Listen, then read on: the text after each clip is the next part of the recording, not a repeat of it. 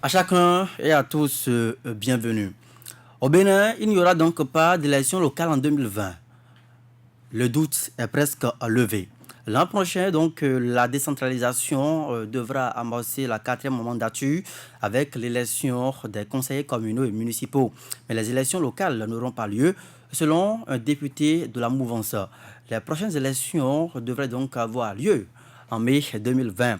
Dans une interview accordée au journal L'événement précis, relayé donc par d'autres médias, le député du bloc républicain, André Okunlola, a laissé entendre que ces élections concernent exclusivement les conseillers communaux et municipaux. En 2020, donc, seuls les conseillers communaux et municipaux seront donc élus.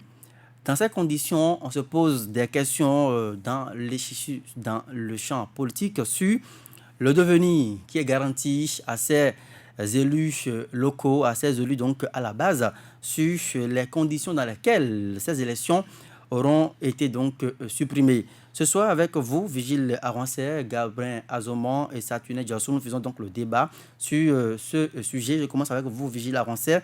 Est-ce que, d'abord, en procédant à une suppression de ces élections à la base, est-ce que c'est une avancée ou c'est un recul?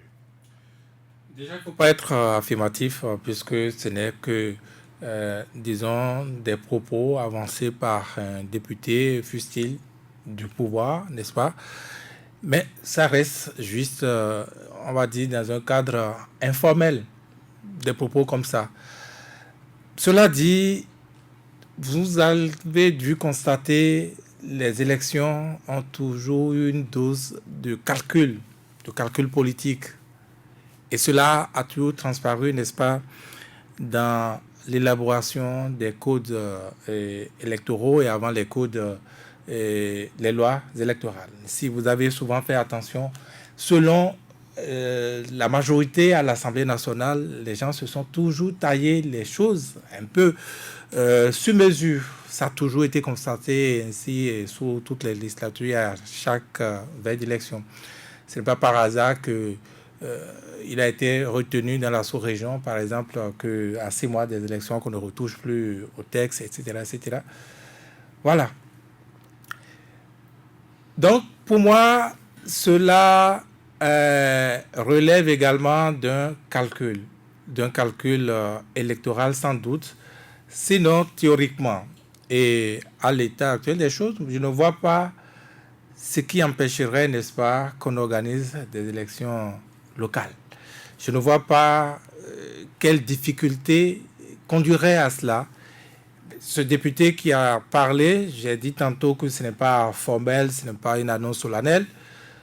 Cela dit, Mais il reste encore un député au Parlement. et mieux, il ne faisait pas d'analyse. Il ne faisait pas d'analyse. Il est dans l'antichambre des décisions comme tous les 83 députés d'ailleurs. Certains un peu plus que d'autres peut-être. Mais bon, il fait partie des députés leaders, on va dire, de l'Assemblée nationale. Est-ce que Et il André... portait une information. Peut-être allait-il trop vite en besogne, peut-être parlait-il comme l'oncle de l'autre, Sossou Dagwe, qui annonçait plus 7 plus 5, par exemple. Pour moi, cela relève plutôt d'une information qui traduit un calcul politique. Je ne sais pas. Il est clair qu'aujourd'hui, quand vous voyez les choses, quand vous regardez très bien les lois qui sont taillées, je vous l'ai dit, cela a transparu encore une fois ici et peut-être grandeur nature que les autres législatures, que les autres pouvoirs avant. Ce n'est que de calcul, du parrainage jusqu'au couplage en passant par ceci, cela. Et ne vous fiez pas toujours aux bonnes raisons, aux raisons d'économie, de ceci, cela. Ça, on trouvera toujours des bonnes raisons sur tous les sujets, dans tous les pays. Mais, je vous répète, cela est toujours revêtu de calcul politique. Gabriel Azoman, André Kunlola qui sort et qui prend la parole en public qui annonce que en 2020, il n'y aura donc pas d'élections locales. Cela voudra dire que les chefs de quartier, les chefs de village actuels, on ne sait pas exactement quel est le sort qui leur sera réservé et tout ça. Est-ce que pour vous, c'est une suppression d'une couche de démocratie? C'est vrai que cette annonce surprend parce que ça n'avait jamais fait objet de débat, puisque on a eu un dialogue politique au cours duquel des acteurs se sont réunis, mais on n'a pas abordé ce sujet. Et donc, lorsque le député sort comme ça et fait cette annonce, alors même que entre les députés, on n'a pas encore pris la décision et qu'il le dit, ça paraît un peu bizarre. Mais moi, je pense qu'on ne peut pas supprimer les élections locales au Bénin, ça serait une régression parce que la démocratie à la base, la décentralisation à la base, je pense que les élections locales font partie intégrante de la chose. Et pour moi, cette expérience, on a déjà pu le faire et normalement, rien ne devait nous empêcher de continuer dans la même dynamique. Donc, les raisons pour lesquelles on décide de faire des élections communales, municipales et laisser en rade d'abord les élections locales, pour l'instant, on ne sait véritablement rien sur cette option que le député Okunlola annonce. S'il annonce certainement que les députés à l'Assemblée sont déjà unanimes sur donc, la question et que dans les jours à venir, ils vont donc acter la chose pour mettre le peuple devant le fait accompli.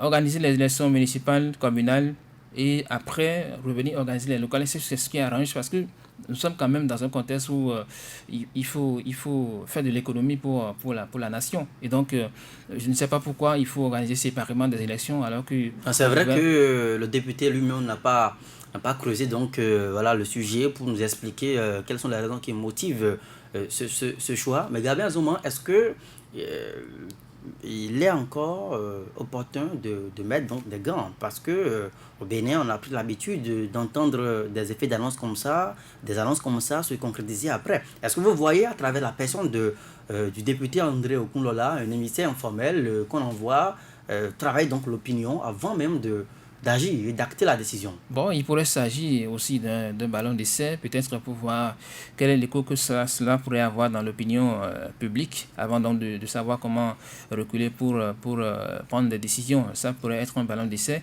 Mais pour moi, je pense que il serait hors de question de penser qu'aujourd'hui, on n'a plus besoin d'élections locales au Bénin parce que c'est quand même la démocratie à la base. Et donc là-dessus, plus rien ne devait donc empêcher le Bénin de pouvoir rester dans cette même logique-là parce que les délégués jouent un rôle quand même important dans nos communautés. Et donc on a besoin forcément de ces personnes pour que la décentralisation puisse véritablement s'ancrer dans les communautés. Et donc aujourd'hui, si cette annonce vient sur le tapis, sans qu'on ne sache véritablement les motivations qui se cachent derrière tout ça, ça doit pouvoir faire réfléchir, mais on attend de voir si effectivement c'est une sorte d'annonce pour donc voir ce qui va se passer au sein de l'opinion avant de reculer pour imaginer autre chose. Mais de toutes les manières, les élections locales pour moi, c'est quelque chose, c'est un acquis sur lequel on ne peut pas aujourd'hui revenir et prendre une décision contraire. Alors, vous dites que les élections locales, c'est un acquis Gabriel Zouma, mais ça, tu n'es Djossou. À quoi servaient ces chefs de village, ces chefs quartiers aujourd'hui, lorsqu'on en arrive à songer à une suppression ou à une mise en parenthèse de ces élections? Est-ce qu'on doit pouvoir, voilà, alimenter, je vais le dire comme ça, peut-être des inquiétudes? Non, je ne dirais pas qu'ils ne servaient à rien. Les chefs de quartier de ville, comme on les appelait, ou comme on continue de les appeler, parce qu'il y a des pièces d'état civil que, quand vous voudrez en avoir, il vous faudra faire un passage obligé chez eux. Les délégués qui apposent sa signature sont cachés. Et ces pièces qui vous permettent de constituer d'autres dossiers, d'avoir d'autres pièces. Et fort de cela, je ne vais pas dire que être chef de quartier jusqu'ici a été, comme on le dirait, une sinécure, une fonction qui existe, mais dans laquelle on ne voit véritablement pas un contenu. Si le législateur l'a prévu, c'est forcément parce qu'on a senti son utilité. Et si on se rend compte que finalement, ce poste n'apporte pas de la valeur ajoutée à ce qu'on a vécu jusqu'ici, à l'expérience qu'on a eu à faire jusqu'ici, il faudrait que le législateur également se saisisse de cette préoccupation et tranche. Mais ne pas trancher ça et dire qu'il n'y aura pas d'élection locale en 2020, pour moi, pose quelques problèmes. J'ai finalement retrouvé ce code électoral, le dernier voté à l'Assemblée nationale, et je me rends compte que les déclarations de Okonlala ne sont pas parties du néant. Tout de même, quand j'ai consulté ce code, il y a survolé pour voir les dispositions, les règles particulières en matière d'élection, au chapitre 4, je lis ceci. De l'élection des membres du conseil de village ou de quartier de ville, puisque c'est de ça que nous parlons. Ce chapitre n'a qu'un seul article, s'il faut l'appeler article. Je vais nuancer tout à l'heure ce pourquoi je dis s'il faut l'appeler article. Il est écrit à ce chapitre, article unique. Une loi spéciale fixe les modalités d'organisation des élections des membres des conseils de village ou de quartier de ville. En une phrase, l'article a fini de tout dire. Et non seulement l'article a fini de tout dire de lui-même, l'article a fini de tout dire du chapitre 4. Parce que ce qui suit, c'est le livre 6 qui parle des dispositions transitoires et finales. Je disais tout à l'heure s'il fallait l'appeler article, parce que l'article qui a précédé, cet article dit unique au niveau du chapitre 4, porte le numéro article 200. Et lorsque dans une loi qu'on a votée, il y a un article qui précède, qui porte le numéro 200, l'article qui doit suivre doit en principe porter le numéro 201. C'est cet article concernant l'élection des membres du conseil de village ou de quartier de ville qui a suivi l'article 200, n'a pas porté de numéro. On l'a baptisé article unique, alors que l'article qui a suivi cet article unique porte le numéro 201. Donc il y a eu un article entre l'article 200 et l'article 201 qui, lui, n'a pas de numéro. C'est le travail potable que nos députés ont fait à l'Assemblée nationale, ça. Vous l'avez sur les réseaux sociaux, attention. Déjà. Attention, ça peut ne pas être la vraie version. Voilà. Je crois que ce que je détiens là, ça a été griffé de la direction des services législatifs. Mais là, on est toujours sur Internet. Il faut quand même de l'Assemblée nationale. On attendra de voir la version physique donc, de cette loi pour voir si ce n'est pas une erreur. Occasion pour moi d'appeler en SOS les organisations de la société civile qui nous aident à imprimer les textes de loi votés. Je les comprends, parce que quand vous déboursez de l'argent, vous éditez des livres, des ouvrages pour vulgariser des textes de loi qui finalement, 2 ou 3 mois après, sont révisés. Ça semble être du gâchis, ça ne fait pas du sérieux chez les partenaires qui ne pensent pas toujours investir à propos. Donc c'est la version que je tiens en tout cas, qui est en date du 13 novembre 2019, signée du président de l'Assemblée nationale. Je vais partager ça avec vous tout à l'heure parce que là, je trouve que ça va au-delà de ce qui pourrait être une rumeur, c'est la teneur même de la loi qui a été votée avec tout son numéro. Donc, je disais alors que, me basant sur ça, le député n'est pas parti du néant. Une loi a été votée, il ne peut pas se lever urbi et orbi, comme on le dirait, et proclamer la non-organisation d'une élection, même si elle est une élection locale. Est-ce que de cette disposition prévue dans le code électoral, on pourrait se fonder de cette disposition et dire qu'il n'y aura pas d'élection en 2020? Oui, nous savons qu'il est dit que 6 mois avant une élection, il ne faudrait plus qu'on adopte de dispositions pour éviter tout. Et que si la loi spéciale dont on a parlé dans le code électoral doit être votée pour que finalement on aille à ces élections locales-là en 2020, il faudra que les députés s'y penchent plus tôt. Et c'est un député qui a dit qu'il n'y aura pas d'élection. Cela voudra dire qu'actuellement à l'Assemblée nationale, en tout cas selon ce député, il n'y a pas une initiative qui pourrait laisser croire qu'ils vont statuer à propos avant le délai exigé pour qu'on aille aux élections en 2020, en tout cas cette élection locale. Du coup, mais est-ce que techniquement c'est encore faisable puisque nous sommes déjà au mois de décembre et l'élection devrait s'organiser en mai? Donc les 6 mois sont déjà engagés. Nous nous retrouvons dans une marge. Et je trouve que dans un pays, dit pays de droit, où ce sont les textes qui disposent, on ne peut pas, de façon tacite, proroger le mandat actuel des élus locaux, parce que ce sont les conséquences en quelque sorte. Si c'est que vous décidez que le mandat actuel des élus locaux doit être prolongé, c'est que clairement vous disposez dans un texte de loi que le mandat actuel des élus locaux, le mandat est prorogé jusqu'à l'organisation de nouvelles élections locales. On le saura. Vous ne l'avez pas dit formellement dans un texte. Est-ce que cela voudra-t-il dire que, j'ai commencé par le dire, les élus locaux actuels vont continuer jusqu'à l'organisation des élections locales à venir? Pour une interrogation. Mais nous avons vu en 2013, lorsqu'il s'est agi donc de prolonger donc le mandat des maires, les maires voilà, sont restés en poste, élus en 2008, sont restés en poste jusqu'en 2015. En ce moment-là, est-ce qu'on n'avait pas disposé de quelque chose? Est-ce que ça n'a pas été clairement clarifié? Parce que je suppose que passé le délai, ils ont été élus pour un mandat. Le mandat est arrivé à extinction. Ils sont encore là. Juridiquement, ça peut poser un problème. Quelqu'un d'autre peut dire et avoir raison. Un maire dans sa localité, comme on en a connu par le passé, peut se lever et dire que toi, ton mandat est arrivé à expiration, donc tu quittes là. Mais ce n'est pas une première fois, ça, tu n'es. Justement. Il y a même des chefs d'institutions au plus haut niveau, leur mandat expiré, mais ils sont toujours en fonction. Ça a dérangé qui? Non, on refuse. Dans ce cas-là, est-ce que c'est parce que c'est arrivé de par le passé qu'il faudrait qu'on surfe dans 7 ans de griffe illégalité et qu'on continue? Et ça d'ailleurs quoi encore actuellement? Qui décide de la fin d'un mandat? Est-ce le président de la République qui est là, qui a nommé Virgile à un poste? Virgile doit faire 5 ans, selon les tests, et le mandat de Virgile arrive à expiration. Les tests disent 5 ans, Virgile a fait plus de 5 ans et est encore là. Et nous sommes dans un pays où on dit pays de droit, où ce sont les textes qui parlent. Finalement, qu'est-ce qui passe? Qu'est-ce qui parle? C'est toujours les textes qui parlent ou celui-là qui est politique, qui détient l'autorité et le pouvoir? Je trouve que tout ça fait partie de ce qu'il faudra clarifier pour que force reste à la loi vraiment dans notre pays. Alors, Vigile avançait, voilà donc un article unique qui, disons, constitue donc le ciment, le socle sur lequel se base le député pour s'exprimer. En principe, on doit pouvoir dire désormais que les doutes sont levés, il n'y aura pas d'élection en 2020.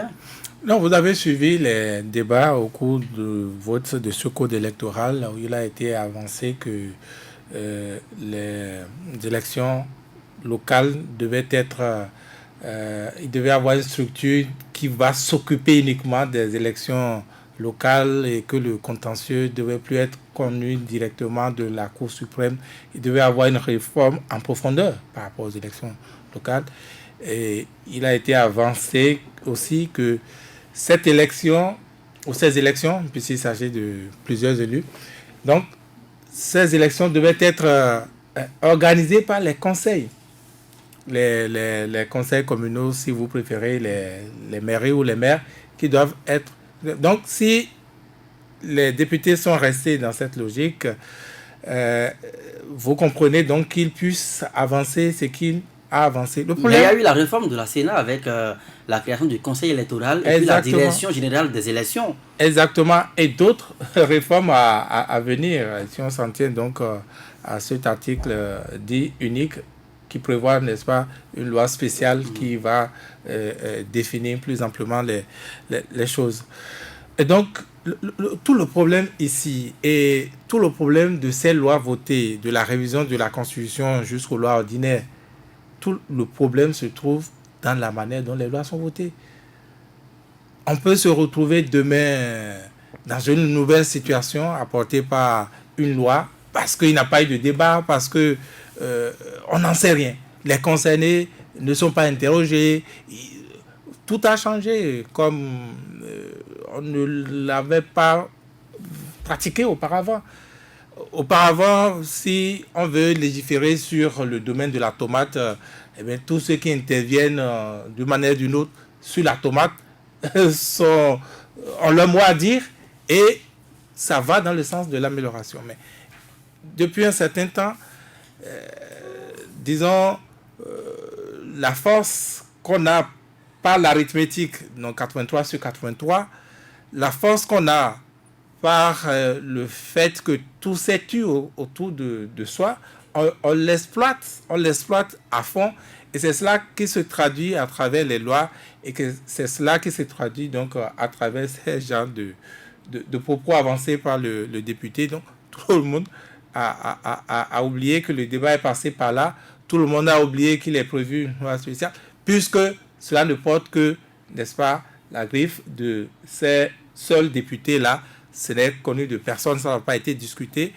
Comme si, bon, voilà, c'est eux seuls qui ont le monopole de l'intelligence, qui savent ce qui est bon et ce qui est mauvais pour les Béninois, qui en décident et tout se tait. Et effectivement, c'est le grand silence autour de tout.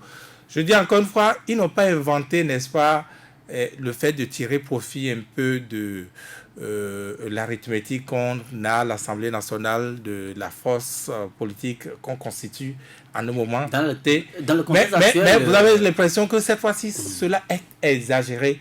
Cela est même affecté, je vais dire, d'arrogance. Quel profit les députés de la mouvance ont tiré, et même le pouvoir, en refusant d'organiser une élection locale en 2020? Quel profit?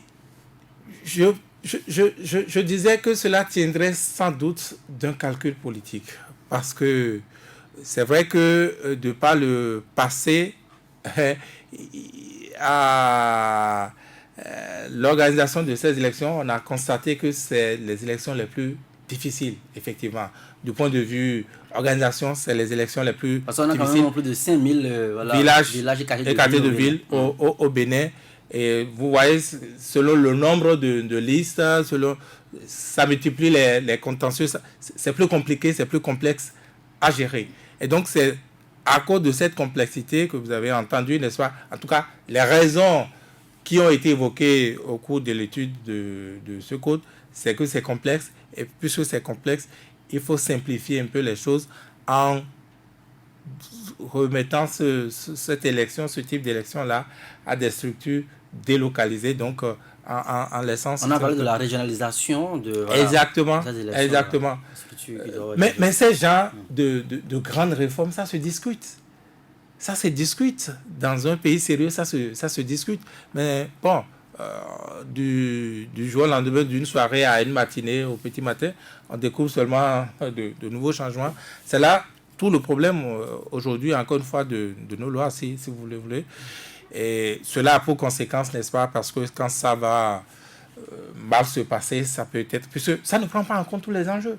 Ça ne prend pas en compte... Mais si les acteurs ont été interrogés, si ça peut éviter bien d'autres choses. Ça tenait parler tantôt, n'est-ce pas, des partenaires.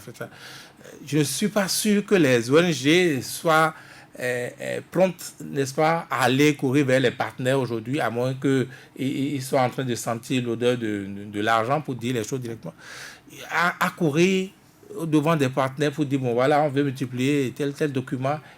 Sans doute, ils vont le faire parce qu'elles sont ONG, elles sont au Bénin. Oui, leur pays, c'est le Bénin, et il faut vivre, il faut être ONG. Mais il n'y a pas d'engouement. Parce que, d'ordinaire, vous allez constater, ce sont ces organisations de la société civile qui, à l'expérience des différentes élections, disent, bon, voilà, nous avons constaté ceci, nous avons relevé ceci, on raconte qui est tel groupe de journalistes, qui des députés, et il a des séminaires, des ateliers qui suivent, on relève les choses là, et on va dans le sens de l'amélioration. Tenez, même pour l'assise dite dialogue, le dialogue de je ne veux pas dire de la plage, mais vous y étiez, comment ça? Le dialogue politique organisé au Palais des Congrès. Au Palais des Congrès, les 10, 11 et 12. Voilà. Mais même ça, par exemple, le financement des partis politiques, pour ne donner que cet exemple, il avait été dit qu'il devrait avoir un atelier qui allait définir les choses ensemble avec les choses là, avant qu'on ne passe à l'adoption de la loi. Mais la loi, les 83, fort de leur pouvoir, n'est-ce pas, eux les députés, ils sont allés, ils ont fait leurs choses sans séminaire, sans consulter personne. Donc c'est cela. Donc aujourd'hui, on est dans le grand silence où il n'y a d'action, il n'y a de mouvement dans le pays que les 83 et la vingtaine de ministres et de chefs de l'État. Et puis on en est là, quoi. On en est là, je ne sais pas. Gabriel Zoman, on parle de profit, voilà, de calcul politique qui aurait donc sous-tendu ce débat donc, au Parlement. Mais le député Okunlola quand même rassure que on ne peut pas laisser créer le vide à la base. Donc cette loi spécifique sera votée tôt ou tard. Oui, mais ça fait qu'on a voté un texte de loi qui laisse encore des doutes sur... Parce que la disposition qui ne donne pas clairement d'explication sur ce que sera, bien sûr, le scrutin local, je crois que ça pose un problème. Et on avait voté des textes de loi qui nous ont conduit à des élections sanctionnées par une crise aujourd'hui. Et encore, nous voilà devant un nouveau code électoral qui prévoit une disposition qui laisse encore beaucoup de doutes sur ce qu'on aura à l'avenir. Moi, je pense que on ne peut pas tabler sur des calculs politiques et faire régresser une fois de plus la démocratie, parce que les élections locales, je crois que rien ne devait empêcher l'organisation de ces élections au même titre que les élections communales locales, parce que déjà le fait d'organiser une élection aujourd'hui et demain convoquer encore le corps électoral, c'est quand même harassant pour les citoyens. Et donc, moi, je pense que ce qui se joue véritablement à travers donc, cette disposition sur laquelle le député Okunlola promet qu'il y aura donc d'autres une disposition à l'Assemblée, moi, je pense que ça pose un problème, ça cause du flou. Et on aurait pu quand même associer toutes les composantes de l'échiquier politique, donc au niveau du débat politique qui avait été annoncé, qui avait été organisé, qu'on ne serait pas là, parce que chacun aurait pu apporter sa caution ou sa contribution par rapport à ce qu'il fallait mettre dans le nouveau code électoral pour nous éviter effectivement ces doutes que l'on sème désormais. Et donc moi je pense que une fois de plus, la crise qui a secoué la République qui continue, jusqu'ici n'est pas encore solutionnée, parce que véritablement, si on doit organiser des élections et laisser en rade celles locales, il y aura encore d'autres contestations. Puisque les élections locales, c'est comme pour moi un acquis. Et donc, aujourd'hui, quand on a une disposition qui laisse encore du flou sur ce scrutin-là, je crois que fondamentalement, le débat politique qu'on a eu et qui a permis d'avoir ce nouveau code électoral n'a pas réglé donc le problème que nous traînons. Mais pour moi, il serait normal donc qu'on puisse effectivement continuer à organiser des élections, parce que les élections locales, on ne va pas dire que ça ne sert à rien du tout par là. Donc aujourd'hui, il est important qu'on puisse quand même prendre en considération ce scrutin-là, puisque effectivement, lorsqu'on a un pouvoir et qu'on veut faire des calculs, qu'on a envie de tout contrôler, on peut donc laisser effectivement du doute et le temps de pouvoir planifier ces stratégies pour pouvoir tout prendre en compte. Je crois que... Mais les élus locaux ne sont pas cités dans le processus du parrainage, par exemple, pour qu'on puisse dire que le pouvoir veut profiter donc de ces élus locaux pour avoir des candidats à des postes donnés. Ils ne sont pas cités, mais écoutez, dans une élection présidentielle, on a toujours besoin donc des élus locaux pour pouvoir avoir donc, j'allais dire, de l'électorat. C'est des personnes sur lesquelles on compte à la base pour pouvoir mobiliser l'électorat. Et donc, aujourd'hui, si on met du doute sur les élections locales, il y a forcément quelque chose qui cloche à ce niveau. Il y a certainement un plan qu'on veut dérouler. Et donc, moi, je ne souhaiterais pas qu'on puisse finalement rester donc dans le doute jusqu'au moment où les Béninois vont commencer par se poser des questions sur ce qui va advenir. Puisque, ne l'oubliez pas, les élections qui ont été organisées pour les députés qui ont laissé donc cette crise que nous gérons, est-ce que aujourd'hui on a fini de régler? On n'a pas fini de régler. Donc là-dessus, pourquoi encore semer du doute? Parce que cette disposition qui est lue là, c'est vrai qu'on n'a pas encore un document qui atteste de ce qui est là. Mais effectivement, si cela était vérifié, ça veut dire que même les acteurs de l'opposition, certainement, auraient été encore une fois de plus dribblés sur effectivement cet aspect-là. Donc, je pense que ça ne sera pas normal donc d'arriver à cette extrémité. Mais est-ce que ce n'est pas le fait justement à Gabi Azoman que le fait qu'on n'ait pas quand même inscrit de façon formelle ces élections dans la Constitution rénovée, relookée si vous voulez, avec des bornes bien délimitées, que cette flexibilité normative là s'observe au niveau de l'Assemblée?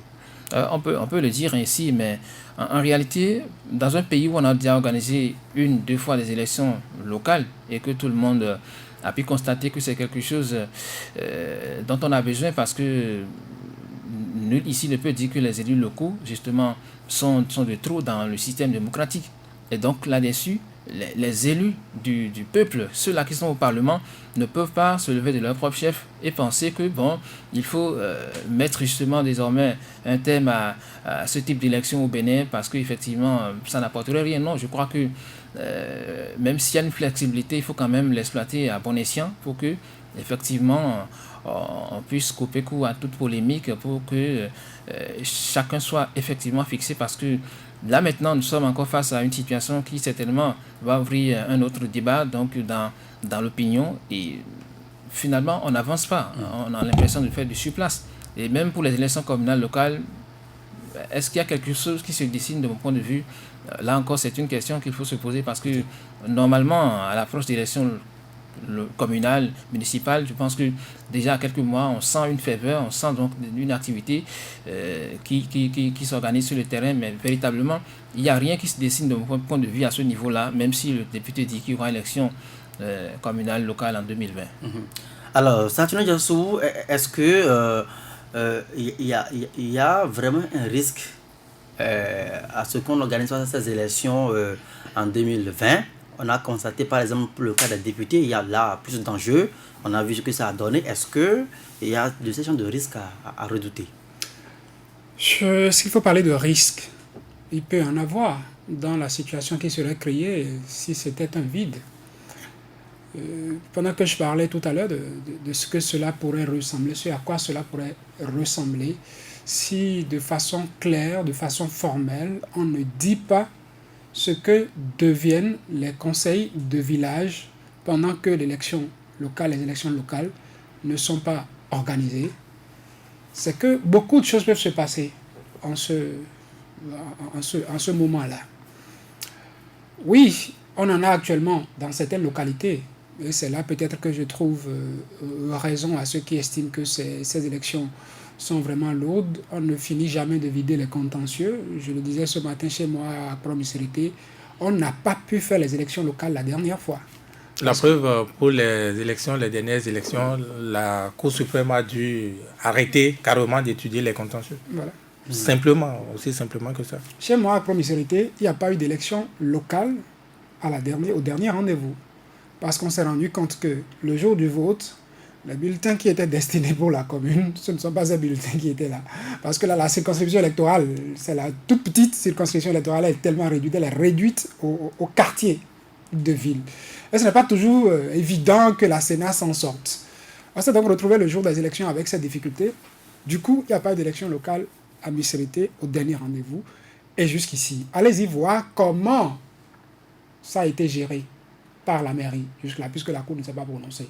Et c'est l'ancien chef quartier qui est toujours en poste? Et c'est là que je parlais du vide. Les maires, les autorités communales peuvent se donner le devoir d'organiser ça à leur manière selon que la tête de celui qui est là leur plaît ou cette tête plaît au maire ou pas. Ça devient une nomination. Ça devient une nomination et nous allons là. Et n'oubliez pas qu'actuellement nous sommes dans un contexte d'élection générale. Cela voudra dire que si on n'organise pas les élections locales en 2020, il n'y aura pas d'élection locale avant le prochain rendez-vous d'élection pour les maires. Les maires seront élus en 2020. La prochaine élection serait en 2025-2026. On sera au rendez-vous des élections 26. Mais en même temps, on peut avoir une loi spéciale, comme on le dit la là. loi ne va pas appeler... anticiper les élections locales, non? Mais anticiper les élections locales, on va finir par organiser une élection en différé. Ça ne va plus se retrouver dans le lot d'élections groupées, d'élections générales dont on est en train de parler. Donc vous voyez, les élus locaux prolonger donc leur mandat jusqu'en 2026? Jusqu'en 2026, c'est un peu ça. À moins qu'on ne porte également entorse à cette volonté en disant, bon, on convoque les élections locales avant le prochain rendez-vous, ce qui n'est pas évident. S'il n'y a pas d'élection locale en 2020, ce n'est pas évident qu'on ait d'élection. Voilà, qu'il n'y a pas d'élection locale jusqu'en 2026. Et je parlais de ce vide. Ça peut se créer d'une manière ou d'une autre. Je suis élu local aujourd'hui. Il y a des élections communales qui arrivent. J'ai des ambitions, nous sommes en politique. Je peux décider de passer de cette étape d'élection d'élu local à élu communal. Il suffit que je trouve un parti qui veuille m'enrôler. Moi, à Misérité, il y a des chefs quartiers, entre autres l'ami de Virgile, chez qui je sens cette volonté de monter en grade, de se retrouver désormais au niveau de... Vous êtes déjà en campagne, c'est ça? Est-ce que j'ai donné des noms? Je n'ai pas donné de nom. Seul Vigile et moi savons. Vous parlez de quoi, vous? Et maintenant, c'est lui qui donne de précision. Je sens en certains la volonté de gravir les démarches, de ne plus rester à cette étape de je suis élu local. Je veux désormais être élu communal. Cela voudra dire qu'il abandonne son poste. Et il va là-bas. Puisqu'il n'y a pas d'élection, qui on va mettre à son poste? Et c'est là que vous verrez également cette stratégie politique qui peut consister à ce que on pourrait profiter de là pour contrôler, au-delà des mairies, contrôler les chefs quartiers. Parce que le maire qui est arrivé peut dire, j'organise à ma manière, il y a un vide, les tests sont muets à propos. Gabin, c'est toi qui étais chef quartier, tu es devenu conseiller communal, ton poste est vacant là. J'ai un frère de mon parti qui est là, qui ne fait rien, ben, il faut que je prenne un arrêté communal et puis je fais de lui le chef quartier. C'est trop facile ce que vous dites là, ça c'est trop facile. Si les tests restent mieux là-dessus, je vous ai dit tout à l'heure que vous l'avez dit que ça s'est passé. Parce que dans des localités, il n'y a pas eu d'élection locale en 2000, au dernier rendez-vous, disais-je, il y a bientôt 5 ans. Il y a des maires qui ont organisé ça comme ça. Il y a des maires qui ont empêché des élus locaux qui étaient déjà là, des chefs quartiers qui étaient là, de continuer.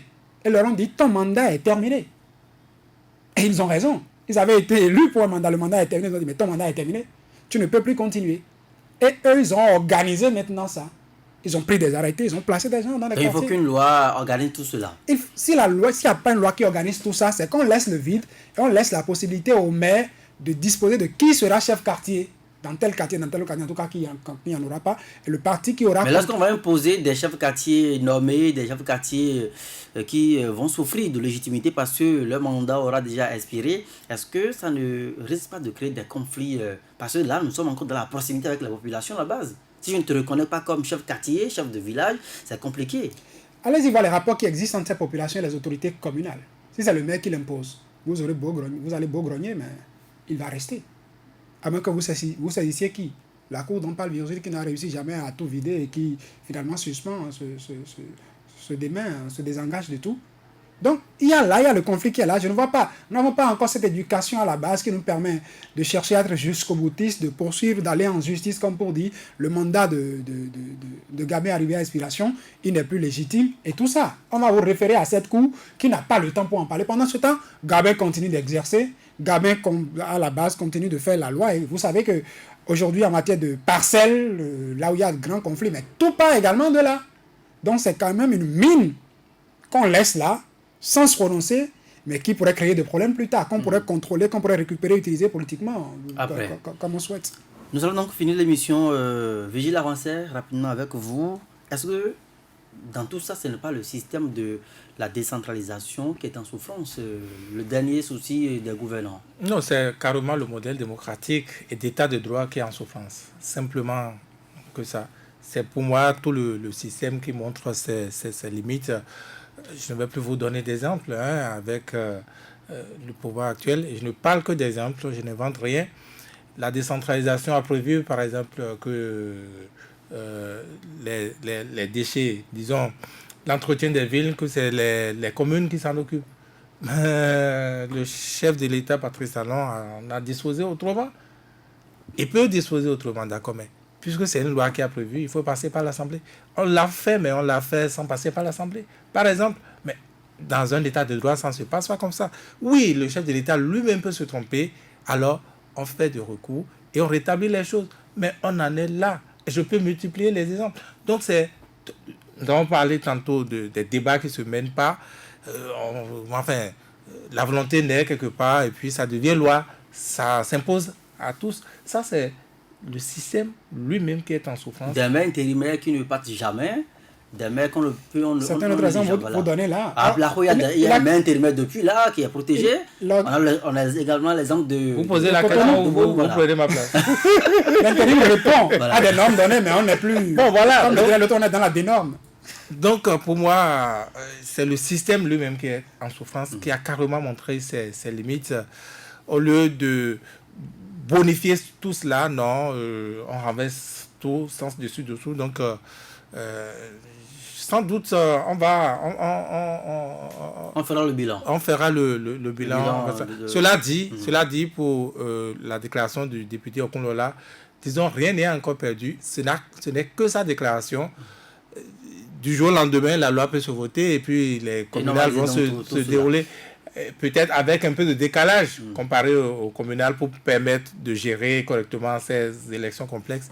Ce n'est que sa déclaration. Et c'est aussi là le problème. Vous allez voir, c'est ce que dénoncent entre autres les organisations de la société civile. Pour organiser une élection, il faut prendre le code électoral qui existe pour voir les dispositions générales et maintenant aller chercher un autre texte de loi qui parle d'élections spécifiques. Alors que je suis d'accord. Je suis d'accord. Gabin Zoman, avec vous avez donc l'honneur de conclure cette émission. Oui, il faut simplement que les députés négocient cette affaire de manière intelligente pour ne pas créer effectivement d'autres tensions qui finalement feraient perdre encore du temps à la République, parce que nous sommes dans un contexte où on dit il faut qu'on se parle, qu'on évolue, qu'on solutionne la crise une fois de bon. Mais si on sort encore une affaire comme celle-là et qui laisse planer le doute, je pense qu'on ne va pas sortir de l'auberge de sitôt.